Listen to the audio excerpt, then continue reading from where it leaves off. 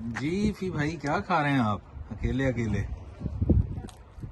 अजीम भाई सैंडविच खा रहा हूँ और ये वो सैंडविच है जो आपने मुझे दिए हैं और जो आपको भी आपकी बेगम साहबा ने बना के दिए थे जब हम सुबह लंदन से निकले थे। अच्छा अच्छा, ये और वो वाले हैं। हाँ, और दोस्तों बहुत मज़े के हैं, बहुत टेस्टी हैं।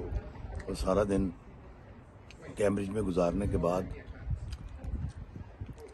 मज़ा आ गया, स्वाद आ गया। हालांकि रात को हमने आलू गोश्त खाना है शोरबे वाला, जिसमें आलू इतने ज़्यादा गले में होंगे कि बस रोटी से हम हाथ लगाएंगे और वो मैश हो जाएगा। तो दोस्तों, मैं इस वक्त कैम्ब्रिज में मौजूद हूँ। हमने कैम्ब्रिज की सेंट्रल मॉस्क में अजीम भाई ने मैंने नमाज भी पढ़ी और हम यहाँ मुख्तलिफ जगह पर गए और बड़ा मज़ा है। ये वीलॉग आप देखेंगे, आपको अच्छा लगेगा। भाजी जाओ, मैनू खान दियो, ताड़ी मेहरबानी। मैं भी खा लूंगा।